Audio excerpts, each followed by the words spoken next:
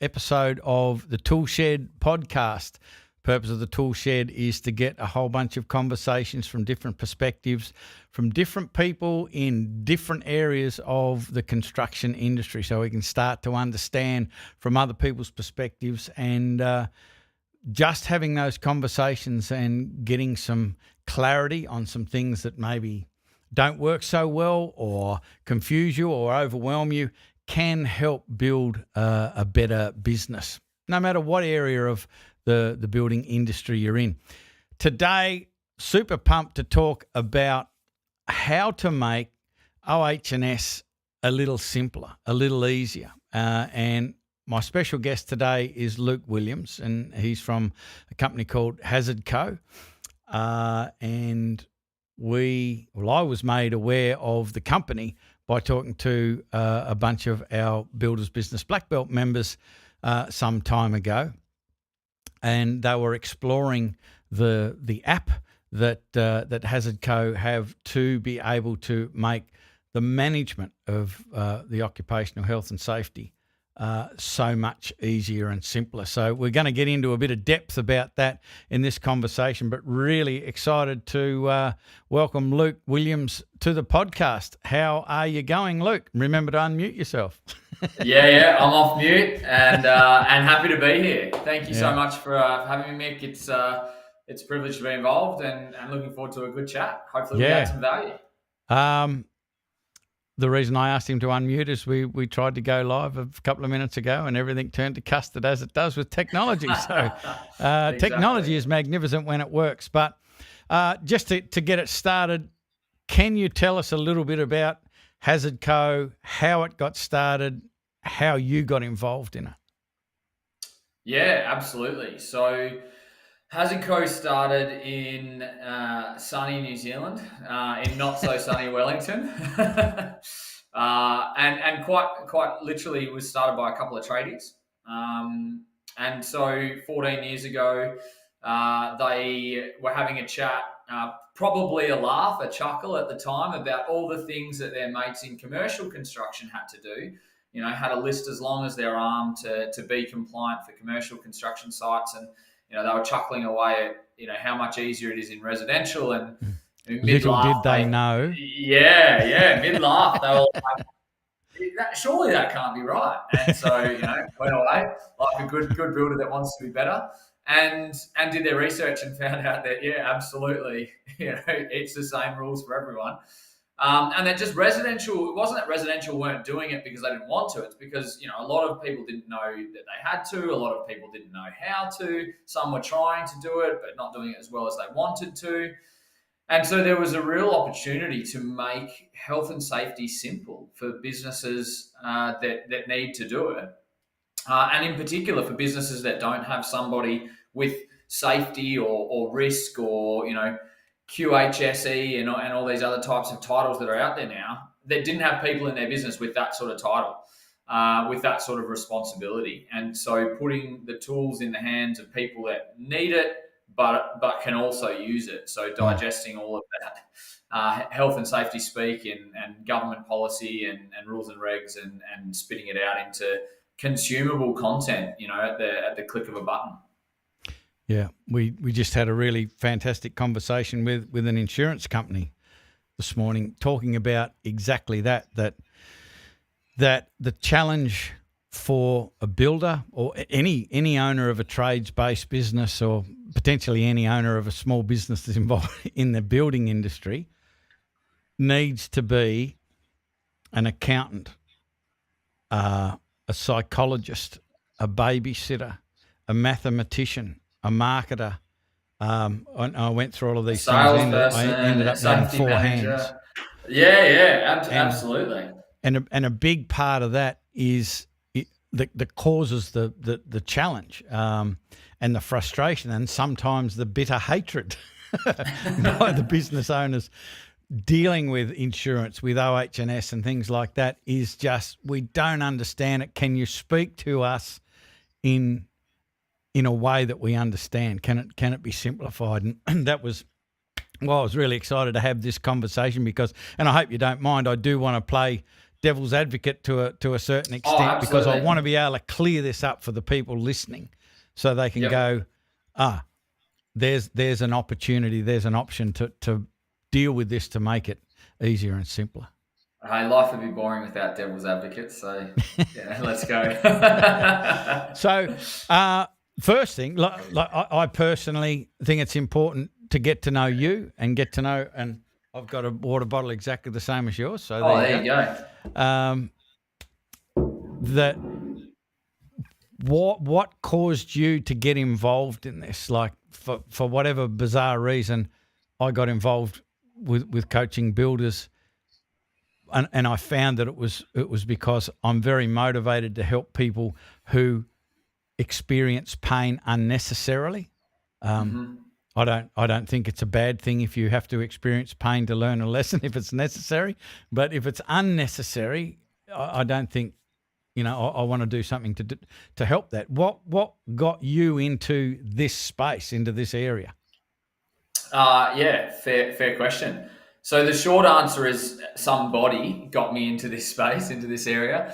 So my whole career just about has been in the building and construction industry, on the supply side for a long time. So worked for companies like Geldwin, companies like Knauf, plasterboard, steel, windows, shower screens, the whole lot, and came up through the ranks on the sales side into senior management.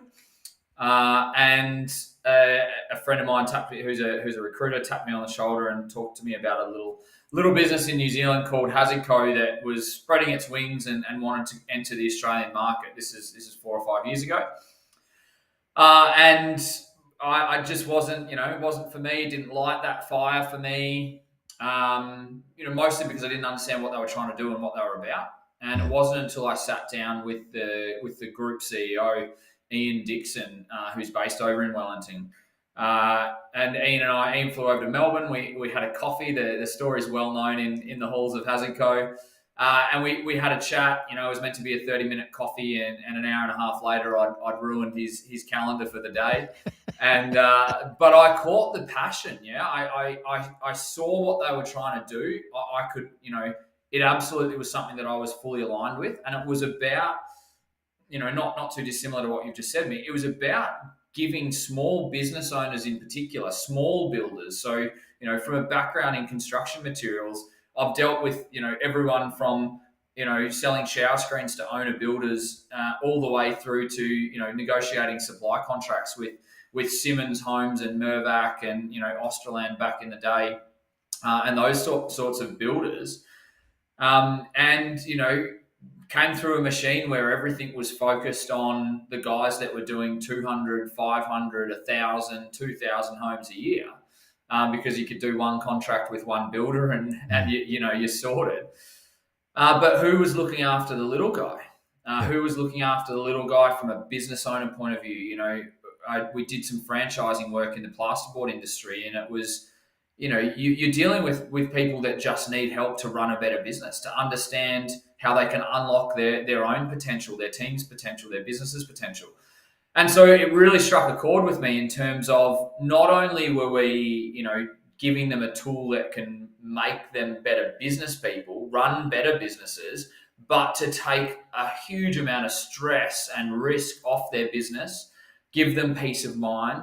And, having run a couple of small businesses myself as well over the journey, to give them time back, and at the end of the day, they can choose what they want to do with that time. Do I want to reinvest that time and continue to grow my business, make more money, increase my turnover? Or do I have, young kids? Do I want to spend more time with them? Do I want to be available for school pickup and school drop off? Do I want to go jet skiing on the weekend with my mates? Everybody deserves the right to be able to create time and use it how they see fit. And so that's how I got involved. And the last 4 years of my life has been, a passion project more than anything, where I've had the opportunity to interact with quite literally thousands of small business owners across, multiple countries, and try to add value, try to make their lives better. And now, it's moving into the mental health space as well. Yeah, perfect. And we want to talk about that a little later in the conversation. I just want your perspective on something, and you know what's coming into my mind is years ago I was living the dream, like, and I'm sure you and other people listening to this have woken up one morning thinking, I really want to sell life insurance. Like, I think that happens to most people. I really believe that. And so I acted upon it, and I went for a couple of years and started to sell life insurance. And it was something I learned through that process, selling, you know, people have life insurance because they don't want it, they don't like it, they don't want to talk about it, but they quite often have to get it for various reasons. A business owner or CEO of a company needs to get key man insurance to be able to do certain things. And so it is a requirement, and we do it begrudgingly. It's like servicing your car. Like, if you're a car fanatic, you want to blueprint the engine and make it all beautiful and all that sort of stuff. But if it's just your daily driver, it's a pain in the ass to go and get it serviced. But we have to service it so it's reliable. Yeah. What's your experience, particularly with the small builder or the small trades-based business? What's their attitude to needing or having to comply with OH&S? Yeah, great question. It's a pretty long sliding scale in terms of the attitudes and the opinions out there in the industry, particularly in small business. So, you know, again, lots of the bigger businesses have got, you know, people or teams of people that think about this stuff and deal with this stuff and make a living off the complexity of it. You know, in small business, you've got a few types of people if you kind of lump them all up and chuck them in a few buckets. And that is the ones who are doing something and doing it reasonably well because they know they have to. You know, they're wanting to look after their team, they're wanting to look after their business, they're wanting to be compliant. They know that, you know, the regulator can drop by at any time. Then you've got the people that are doing kind of what gets them by, you know, that feel like they're just ticking enough boxes to, you know, to kind of not get in trouble in case something happens. And then you've got the people, and we've got stats behind this stuff as well. You know, then you've got the people that are either, you know, I've got no interest in doing it, and so I'm not going to do it. But more likely, they're kind of going, well, you know, nothing's really ever happened, and, you know, haven't seen WorkSafe or Safe Work for a while, and our sites are pretty good, so, you know, we're not really gonna do much at this stage. And so, you know, it comes more from you know, how much trouble am I going to get into, and when am I going to get into that trouble? Is that sliding scale, and what drives that? So the stats are, you know, I'll round numbers because I have a sales background, so I'll round up. But, you know, 20% of the industry is doing nothing, and, you know, the industry is one-man bands, one-woman bands, all the way up to, you know, the biggest builders. 20% of people are doing nothing. And about 30% have got some form of basic paper-based system that kind of ticks some boxes, but is definitely not doing what they need it to do. Yeah.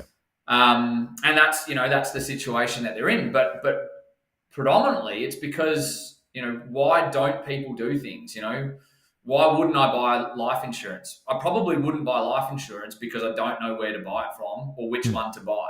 It's just a confidence thing, and safety is the same. Why am I not doing better at my health and safety? Because I don't know how to. Yeah. So I'm assuming that you know, because I'd like to get into a little bit of a detail with the app, because that's kind of how this conversation happened to a certain extent. Like, we were made aware of your existence through some of our Builders Business Black Belt members, and then I think there might have been some contact from you to us, and then there was a conversation between you and Scott Carson, or one of your guys and Scott. Anyway, we ended up here. But I was intrigued about the app, because I am a gadget guy. It will be on my headstone. That I'll probably have a remote control on the headstone. Gadget guy, and one etched in. all that sort of stuff. Lights that'll come on when you come near it. All of that. So I love that sort of stuff. Tell us a little bit about the app, why it's important, and the benefits, I suppose, that somebody using it can gain. Yeah, be happy to. So there's three parts actually. If I kind of again chunk it down. So Hazard Co. One of our taglines is effective simplicity. So it needs to be simple for it to be effective, because otherwise it doesn't make sense. But if I chunk it down, there's three key parts to what Hazard Co. do. One is our cloud-based platform, which is kind of the control center. The hub, which builders and trades can log into online, and that kind of drives the system. The second part is the app, and that is really what I would call safety in your back pocket. So that's your on-site health and safety tool. When you're out and about, you're on the tools, you're out on site supervisor or the plumber or anyone. And then what overlays that is the third part, and that's our advisory. So, one of Hazard Co.'s core strengths and core differentiators in the health and safety space is we've got a team of qualified health and safety consultants, advisors in our business that work for our business, that are available anytime during the day, business hours, for a phone call, for people to ask questions. A chippy, I'm building an internal staircase. How far down do I need to bring 2 handrails while I'm building it? Or void protection, or I need an MSDS. Where would I get one of them? And so and then incident support. So 24/7 incident support for anyone on the Hazard Co platform. If something goes wrong, we're there on the phone to talk you through it. Work with whether it's WorkSafe notifiable, how to capture a report, what to do, next steps, etc. So that's a massive part of what we do. But then from a technology point of view, that on-site tool of the app is really the magic of getting your health and safety done. So from a builder's point of view, you want to have a site-specific safety plan. So depending on which part of the country, because Australia's this wonderful country where we all can't do the same thing at the same time. No, but that would be too easy. Exactly. Depending on which part of the country you live in, it's a workplace health and safety management plan or a health and safety coordination plan. But a builder's got to have one of them for every site, and increasingly site-specific. So many stories coming out now of incidents and litigation around the fact that safety documentation wasn't site-specific. It wasn't about that site. So having that in place, having inductions in place, so via a digital induction mechanism, and then active safety management. This is the bit that we're talking about, Mick, is, whether you're doing a 3-week project or a 2-day job that's high-risk construction work, or a 6-month house build, it's all about how are you managing health and safety on an ongoing basis? How are you capturing what you're doing? And that's what the app does.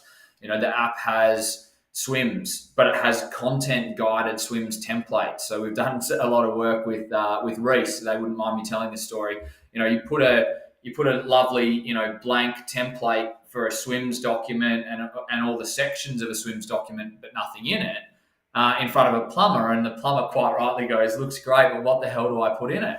And so our health and safety background and our team of advisors means that we can put a good chunk of that content in there up front to guide them. So content guided swims templates, toolbox talks, risk assessments, site reviews. So looking at site safety holistically.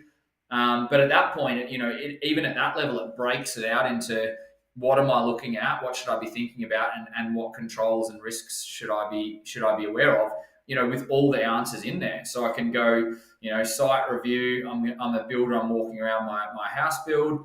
I'm going to look at, scaffold or site fencing or, general site cleanliness. And then boom, there pops a list. Here's all the control measures you should have in place on a residential construction site. Oh, great. Yeah. Well, that one and that one are missing. Take a photo. Done. And then if something does happen, the business owner has that ability to go, yeah, but every time we see these issues on site, we think about it, we capture that, we rectify it. Here's in the My folders on your app, scrolling through, here's all the evidence of us, thinking about risk all the time. Accidents will happen. And time again, we have, Safe Work and WorkSafe go through that. and say, as a business owner, as a builder, as a plumber, as an electrician, you are doing everything you can to try and keep a safe workplace and look after your people and put the correct tools in the correct hands. Yeah. I expect that there's a bunch of people that just would prefer not to have to do any of it. Yeah. But 20% of the industry. But let's talk to the people who have got their head wrapped around it and they're doing it. Yeah. A lot of what you said, it seems like it would take a bit of time, but doing it in a traditional way with paperwork and all that sort of stuff, without the app and the templates and all of that sort of stuff. Yeah. If we're just talking about an average, building company, building a half dozen houses a year, small sort of stuff with a half dozen people team or something like that, and mainly subcontractors, what would you expect would be the time saving using something like this versus the standard? Yeah, absolutely. So in general, day to day, we've had businesses, slightly bigger home builders, 20, 30 homes a year type thing, that have saved over 2 days a month of people time. And then through to, smaller businesses who are saving, 4 or 5 hours minimum per job, depending on the length of the job.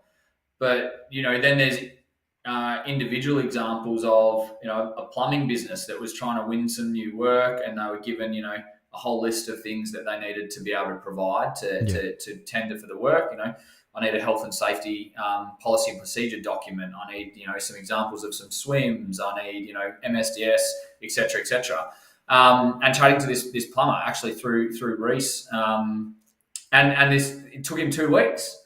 And so, policy and procedure document, you get that when you sign up to Hazardco. Swims templates are available in the app. Call our advisory team and they would have said, yeah, go to this here, download that, get this one, and then you'll also go and have a look here and grab that. And it would have been, 2 or 3 hours. So, there's those individual instances of saving literally weeks of time. But then there's the ongoing time saving of, doing a health and safety coordination plan, a site management plan, for a normal house build, might take you 2 or 3 hours, and they're probably doing it at 10 o'clock at night after they've done everything else that's higher up the priority list. And you can do it in 3 minutes on Hazard. Yeah, exactly. Right. And, and you can do it in 3 minutes on Hazardco. So, get an early night, watch the rest of the footy, whatever you want to do.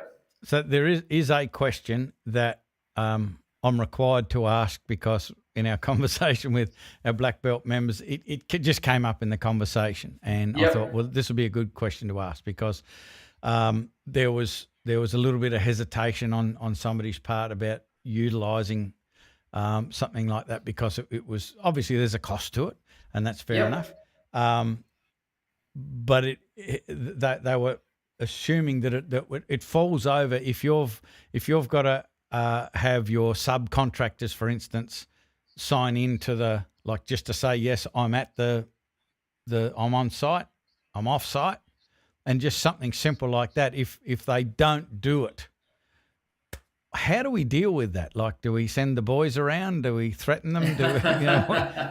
How do you deal? Because I mean, it is helping them out, and if anyone just presses a button and thinks about doing that, it can streamline a whole process and save somebody a lot of money. But I guess the subby coming onto site, I forgot about it, mate. Sorry. Yeah. No, absolutely. So super common question that we get, are my subbies going to use it? How much will they use it? What happens if they don't? And so there's a couple of things to that. One is, do you sit in the bathroom and or in what's the framed up bathroom and watch your plumber rough in? No. Is it his responsibility to rough in properly? Yep, absolutely. There's an element of, as a business owner, particularly from a builder's point of view, you're doing everything you can to make the tools available to provide the safe workplace, a system that will consistently provide compliance for everyone coming on site. So there's that to start off with. The other side is then, if WorkSafe does pop past and, you've not collected a single swims off anyone on site, WorkSafe, and you say, oh, look, they just never give them to me. Well, WorkSafe would probably ask you whether it's your building site. Is it your building license? Are you collecting the checks from the client? Are you So paying you're saying them? there are different levels of excuses. Yeah, exactly, right? Exactly. And then so we've tried to come at it from a couple of different angles. So we do a lot of education and awareness stuff. I've mentioned Reese a couple of times, but through channels like Reese, exposure to all of their to their branch network, through Mitre 10, through people like yourselves, through master builders. It's about education and awareness to get people to understand what's required. As a subby, that subcontractor is a business owner as well. Are they looking after their people? I'm going onto a construction site. I have a responsibility to induct myself. So there's an education and awareness piece.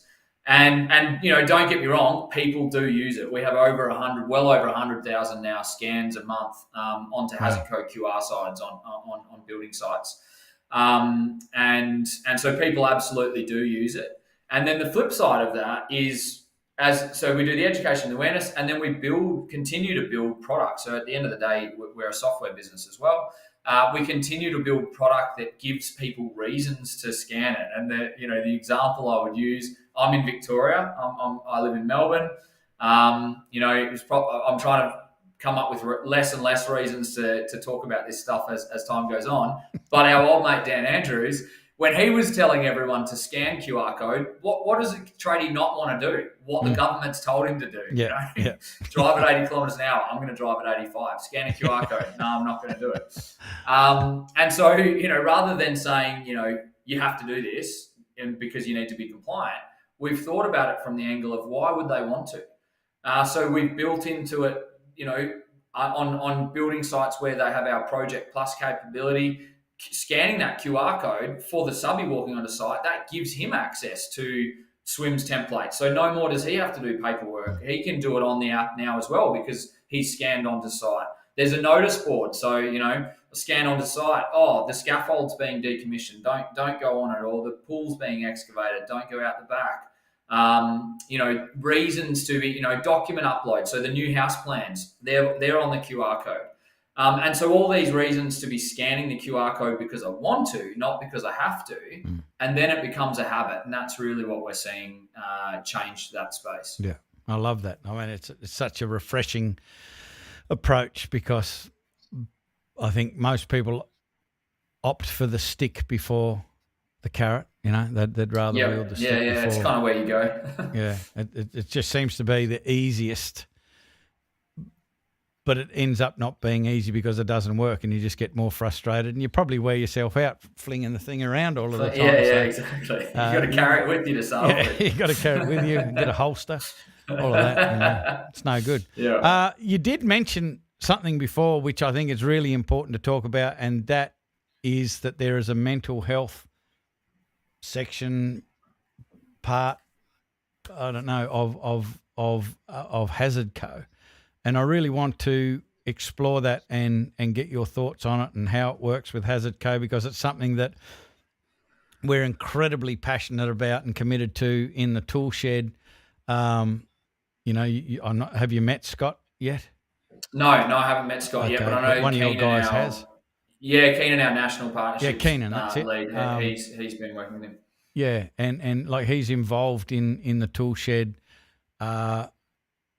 in a big way in relation to that. Like he's created a place in Black Belt called A Safe Place to Land, and it's just for our male Black Belt members to have a safe place to have conversations about things that they need to have conversations about, but an environment doesn't exist. We've created a place in the ToolShed for non-Black Belt members called Conversations in Constructions, or Life in Construction, and then we have a conversation every Wednesday. We had one today where anyone can just join in, and we're just talking about the issues, the challenges. And the reason that's so important in my book is because I believe that we've got a really world-class coaching program with what we do. But over the past little while, I've realised that doesn't matter. Like, it's irrelevant how good it is when people don't engage in it, when people don't use it, because they're pressured, they're feeling pressured from other parts of their life, or financial or whatever, or it's depression or some sort of mental health issue. So it's the primary area that we need to be looking into and supporting people. So it's important to us. What is Hazard Co.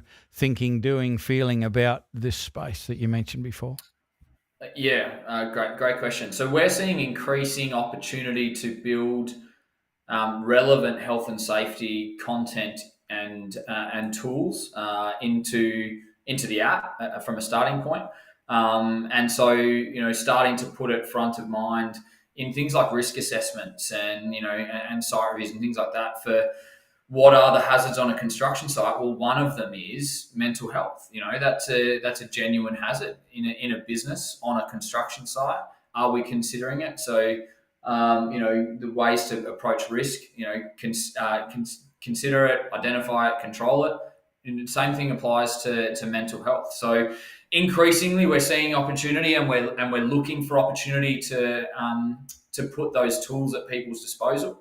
Our advisory team are getting really, really skilled up in the space as well. I'm super passionate about it from a leadership point of view, both internally and externally. So, from my point of view, getting increasingly involved in working with community groups and associations, and some of our members are running great events as well, where making myself available to get involved, to speak at events, to support them, to sponsor where appropriate, to really just help raise awareness, because the construction industry in particular, and the male cohort in the construction industry, it's mental health is really underdone and really underconsidered, and we're seeing that change all across the industry, which is terrific.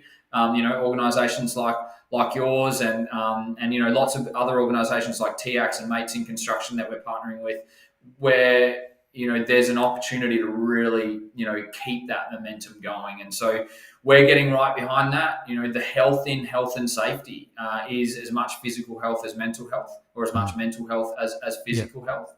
And so, making sure it's at the forefront of industry conversations is important, making sure we're putting the right tools in the right hands. We put a lot of content out in blogs and webinars and seminars and all those sorts of things. I've been on a few podcasts and lots of different events. There's a lady in Melbourne, Beck Bishop, who runs a small building business called Elite Building Services, that's doing a heap in this space. So we're looking to see how we can support her to do more.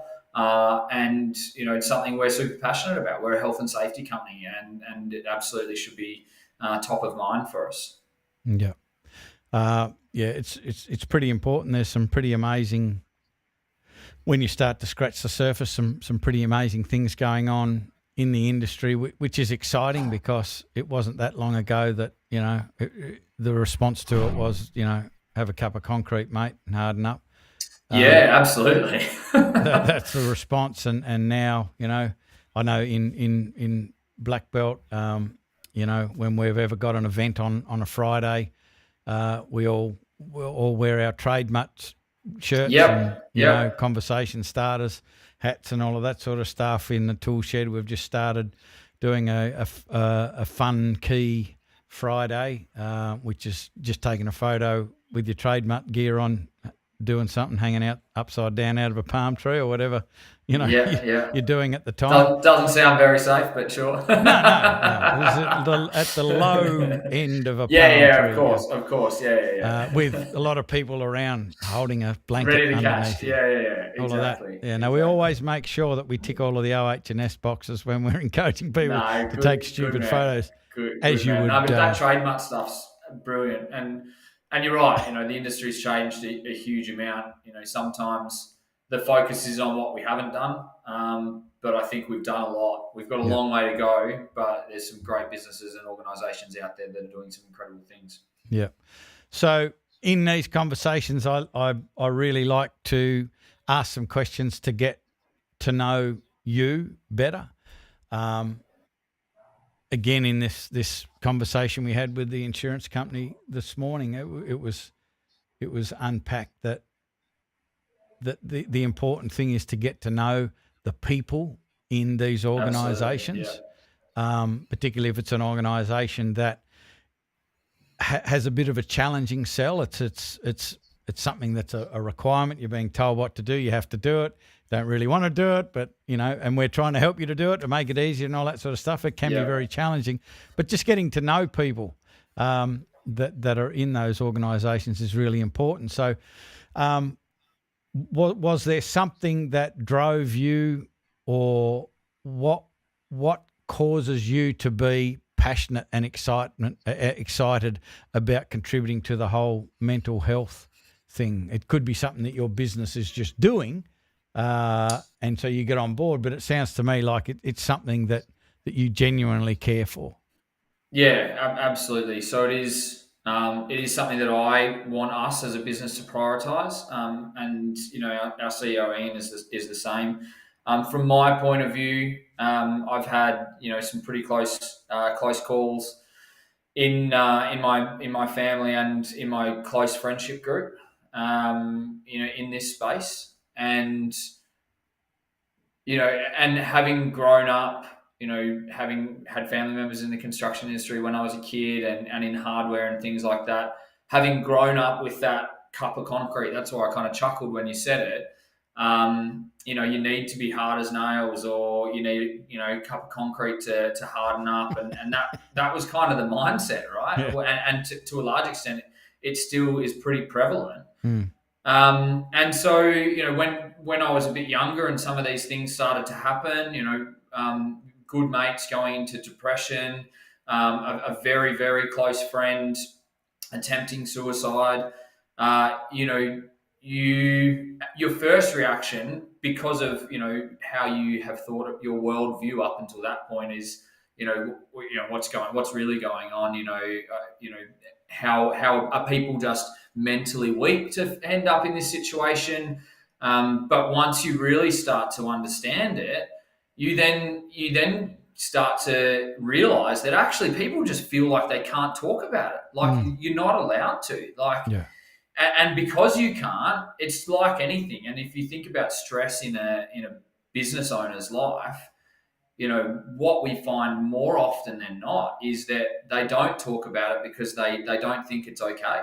I'm stressed because this part of my business isn't going well, and that's my fault. And it should be going well, and so I can't really talk to anyone about it. And mental health's exactly the same.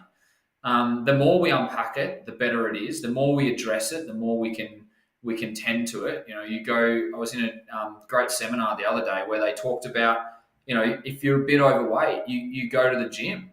If you've got some mental health challenges, ignoring them doesn't make them go away. It makes them worse.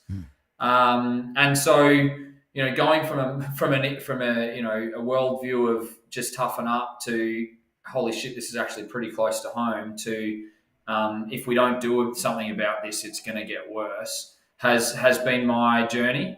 I'm very lucky that I've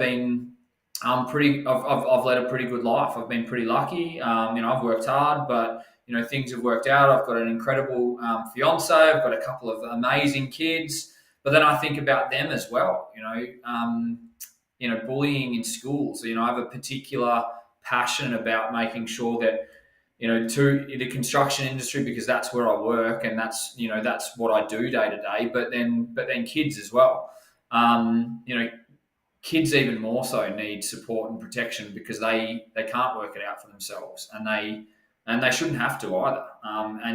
So hugely passionate about all of it for a few different reasons. But we just need to do better, and if we can do something, then my personal belief is we have an obligation to.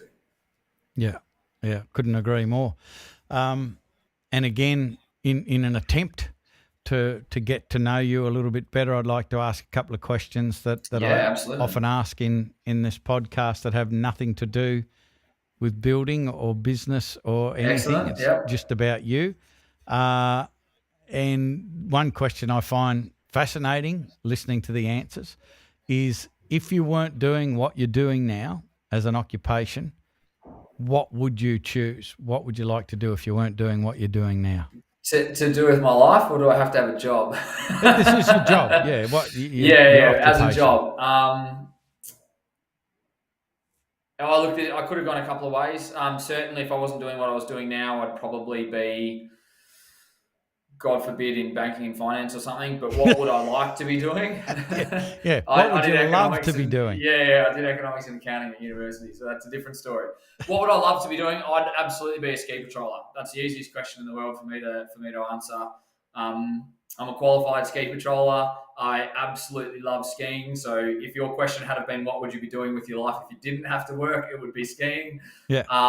And so, ski patrolling is the definition of a job that you do for love, not for pay. The joke goes, what does a Domino's pizza do that a ski patroller can't? And that's feed a family of 5. And so, but yeah, incredible. I'd spent a chunk of time in Canada skiing and doing all the qualifications required for that at the time, more from a hobby and an interest point of view, but blowing up the side of a mountain to create an avalanche and riding ski-doos and skiing some crazy terrain. It sounds like a pretty fun way to spend your day and get Have a you got paycheck for. Have you got a thrilling edge of the seat rescue story for us? I don't have a thrilling edge of my seat rescue story. I have abseiled down a few cliffs up on mountains. So that's pretty fun, and a lot can go wrong. More can go wrong than can go right if you make a mistake. But no, most of them are ski averse tree type scenarios. Who generally wins? Yeah, the trees never get out of the way, surprisingly, and they always come off best. How much you squeal at them. Second question without notice, bizarre question, but 3 people, alive or dead, that you would like to have over for dinner. Yeah, incredible. I think Nelson Mandela. He always gets a Guernsey with this question. Yeah. I just think he's a popular dude. Just the insights, like I just to be able to sit there and ask him questions about life experience, about leadership, about just about anything else. I think I'm a massive sports fan, so I'd probably want to have someone there, probably more modern, like Donald Bradman pops to mind, but I think the sporting world has evolved so much that I'd probably go with a Tom Brady or a Michael Jordan. I'll land on Tom Brady because I'm more of a football fan than a basketball fan. Yeah. And then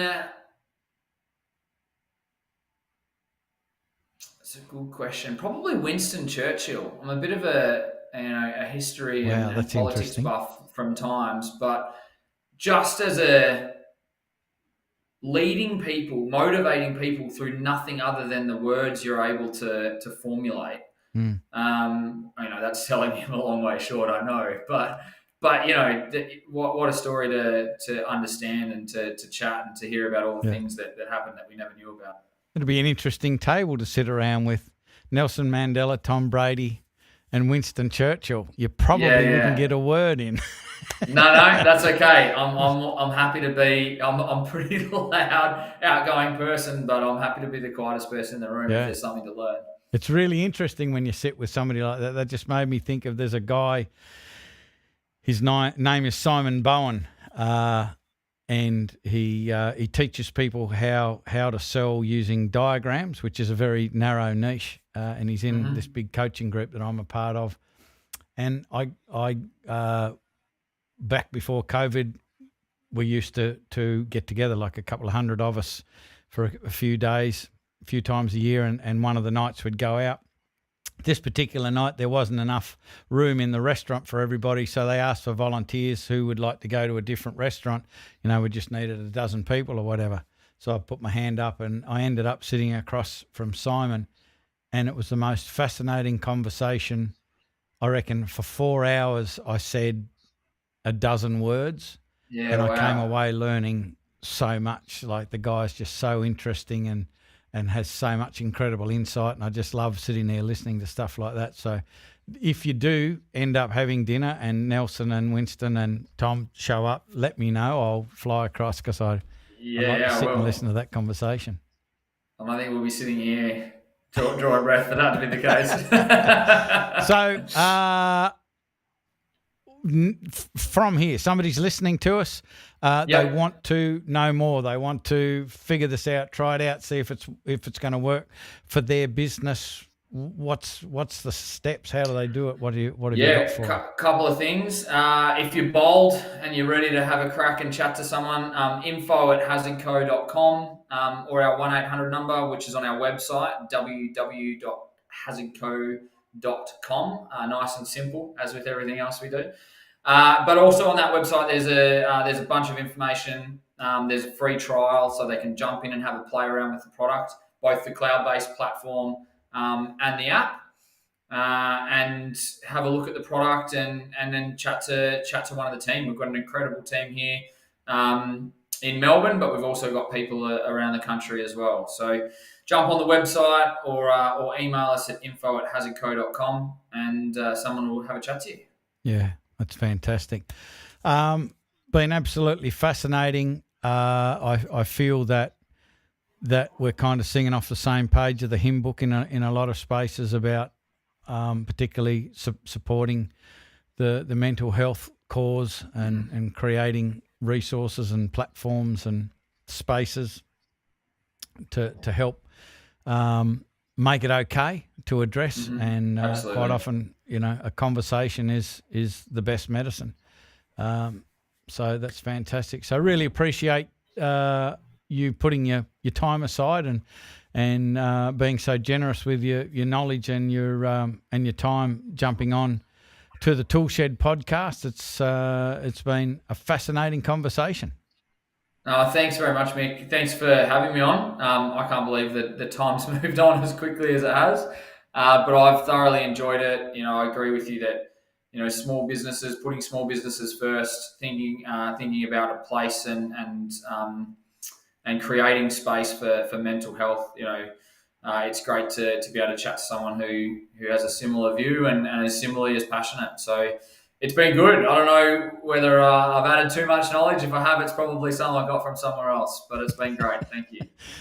Yes, that's one of my sayings is I haven't had an original thought. Because you tell somebody something, they go, "Oh, that's amazing," and it's like, "Yeah, but I can't take credit for it. I stole it from someone else, and that's okay." We just spread it all around. If it's a good idea, everyone should have it. So, thanks again. So that's it for this episode of the ToolShed podcast. And just want to make you aware of the ToolShed. Want you to jump in. Definitely jump on HazardCo, so that's hazardco.com.au or just .com? Just .com. Just .com. I will retract what I just said. Forget the AU. Dump the AU. There's no AU. It's just hazardco.com and jump across and have a look at it. Love you to come back to us and give us the feedback, good, bad or indifferent, because all of that information is going to help in the future. Absolutely. So thanks very much, everybody, for being on the podcast. That is it for this episode. We'll be talking to you again in another episode before you know it. Bye for now.